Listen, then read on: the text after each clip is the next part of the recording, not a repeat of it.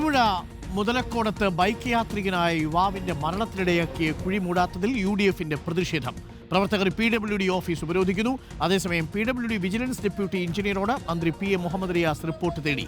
വീഴ്ച സംഭവിച്ചിട്ടുണ്ടെങ്കിൽ കർശന നിലപാട് സ്വീകരിക്കുമെന്ന് മന്ത്രി പറഞ്ഞു. ഇതിൻ്റെ വീഴ്ച ഏത് ഭാഗത്തുനിന്ന് വന്ന് പരിശോധിക്കാൻ വേണ്ടി പൊതുമരാമത്ത് വകുപ്പിൻ്റെ വിജിലൻസ് വിഭാഗത്തിൻ്റെ ഡെപ്യൂട്ടി ചീഫ് എഞ്ചിനീയറെ ചുമതലപ്പെടുത്തിയിട്ടുണ്ട്. ആ റിപ്പോർട്ട് ലഭിച്ചതിന് ശേഷം കർക്കശമായ നിലപാട് സ്വീകരിക്കും.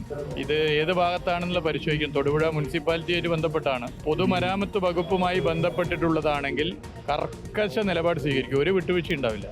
അപ്പോൾ ഡെപ്യൂട്ടി ചീഫ് എഞ്ചിനീയർ വിജിലൻസ് വിഭാഗത്തിൻ്റെ റിപ്പോർട്ട് ലഭിച്ച ഉടനെ തന്നെ അതിൽ നടപടിയുണ്ടാവും. PWD വിജിലൻസ് ഡെപ്യൂട്ടി എഞ്ചിനീയറോടാണ് മന്ത്രി PM മുഹമ്മദ് റിയാസ് റിപ്പോർട്ട് തേടിയിരിക്കുന്നത്. PWDതാണെങ്കിൽ നിലപാട് എന്നാണ് നടപടി എന്നാണ് പറയുന്നത്. അവിടെ പ്രതിഷേധമുണ്ട് PWD ഓഫീസിൽ. അതുകൂടി നമുക്കൊന്ന് കാണാം.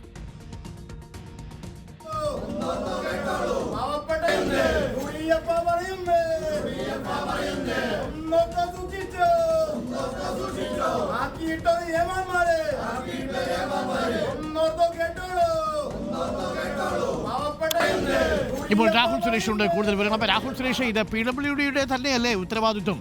വീഴ്ച PWDയുടേതല്ലേ, മുനിസിപ്പാലിറ്റിയുടേതാണോ എന്ന് ഒരു സംശയം പ്രകടിപ്പിക്കുന്നുണ്ടോ മിനിസ്റ്റർ? അവിടെ ഇപ്പോൾ പ്രതിഷേധമാണോ നടക്കുന്നത്? അരുൺ, ഈ വിഷയത്തിൽ PWDക്ക് വീഴ്ച സംഭവിച്ചു എന്ന കാര്യത്തിൽ യാതൊരു സംശയവുമില്ല. അതുകൊണ്ട് തന്നെയാണ് PWDയുടെ തൊടുപുഴയിലെ ഓഫീസ് ഇപ്പോൾ UDF പ്രവർത്തകർ ഉപരോധിക്കുന്നത്.